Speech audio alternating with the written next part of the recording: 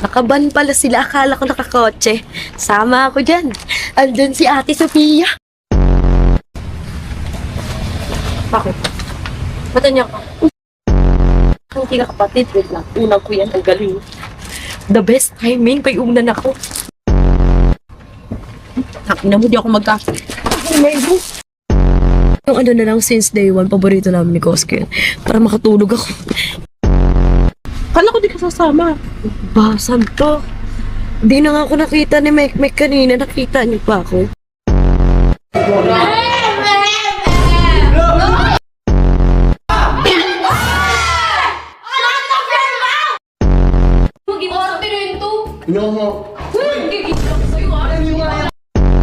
With Koske. Sino yun? Alam mo ba? Si Sophia.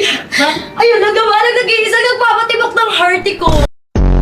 Ito lang dito. Di ba ang lambot? Pero gusto ko sa kwarto mo eh. Parang bako. Malambot pero bako.